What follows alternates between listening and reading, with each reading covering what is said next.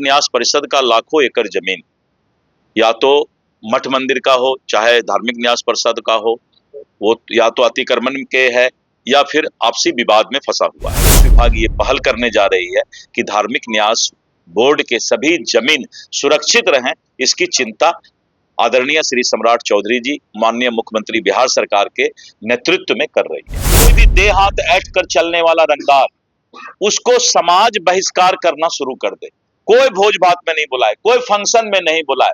तो जब अपराधी का समाज बहिष्कार करना शुरू करेगा, चिन्हित करना शुरू करेगा, तो सरकार भी वैसे अपराधी को कानूनन सजा देने का काम करेगा। जांच करने वाले अधिकारी आप अनियमितता के ऊपर तुरंत जांच का रिपोर्ट करें और ऐसे लोगों को जल्द से जल्द सजा दिया जा सके, नहीं तो फिर जांच करने वाले अधिकारी पर कार्रवाई के लिए मैं सामान्य प्रशासन विभाग को लिखूंगा। नमस्कार, आप न्यूज़ नेशन पर मैं आपके साथ अभिजीत सिंह।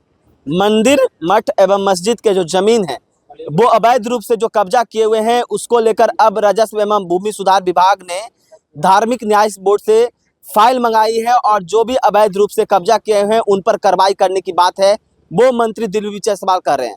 और वहीं जो राजस्व कर्मी हैं, जो पदाधिकारी हैं, वो काम में कोताही करेंगे, उस पर सीधा कार्रवाई है वो करेंगे मंत्री दिलीप जायसवाल। क्या कुछ करें, छोड़ जाते हैं उनके तमाम बयानों के साथ। निर्णय आप लोगों ने लिया है कि मठ मंदिरों पर के जो जमीन पर जो अवैध कब्जा है उसे भी अब सरकार और आपकी विभाग। देखिए, राजस्व विभाग ने धार्मिक न्यास परिषद के जो सम्मानित अध्यक्ष हैं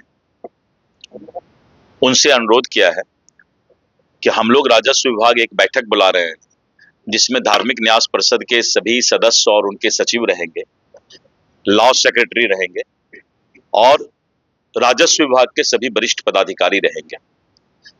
धार्मिक न्यास परिषद का लाखों एकड़ जमीन या तो मठ मंदिर का हो, चाहे धार्मिक न्यास परिषद का हो, वो या तो अतिक्रमण के है या फिर आपसी विवाद में फंसा हुआ है। राजस्व विभाग एक पहल शुरुआत करना चाहती है कि धार्मिक न्यास परिषद को भी ये लीगल राइट हो और वो इस तरह के जमीन को जो है कैसे अतिक्रमण मुक्त कराए और कैसे उसको लीगलाइज करे, तो ये बहुत आवश्यक है। इसी के लिए राजस्व विभाग ये पहल करने जा रही है कि धार्मिक न्यास बोर्ड के सभी जमीन सुरक्षित रहें, इसकी चिंता आदरणीय श्री सम्राट चौधरी जी, माननीय मुख्यमंत्री बिहार सरकार के नेतृत्व में कर रही है। सर, एक तस्वीर सामने आई, भागलपुर में एक अपराधी जो है वो अपना जो पिस्तौल है उसके हाथ में गंगा प्रवाहित कर रहा है और कह रहा है कि आज से वो अपराध नहीं करेगा। तो क्या आपको लगता है कि जो वाकई जो बिहार में जो एनकाउंटर हो रहा है और जिस तरीके से अपराधियों पर कार्रवाई हो रही है उसकी ये तस्वीर है? देखिए, मैं एक बात बताता हूं आपको, आप ये बात कभी सोचेंगे, मीडिया के लोगों को भी सोचने की आवश्यकता है। अपराधी कौन है? हमारा ही बेटा भतीजा है। अपराधी बिहार के बाहर का नहीं, यानी बिहार की जो 14 करोड़ आबादी है, उसी आबादी में किसी न किसी बेटे, किसी न किसी का रिश्तेदार या तो अपराधी है। तो ऐसे लोगों को समाज में भी संस्कार और अपने बाल बच्चों पर ध्यान देने की आवश्यकता है और धीरे धीरे पूरे बिहार में ये माहौल बना है। हमने मुजफ्फरपुर में अनुरोध किया है जनता से कि अपराधियों को अपने यहाँ किसी भी तरह के कार्यक्रम में नहीं बुलाएं, भोज भात में बहिष्कार करें। पूरे बिहार के अंदर ये आह्वान हमने किया है कि कोई भी अपराधी, कोई भी दे हाथ ऐंठ कर चलने वाला रंगदार, उसको समाज बहिष्कार करना शुरू कर दे। कोई भोज भात में नहीं बुलाए, कोई फंक्शन में नहीं बुलाए।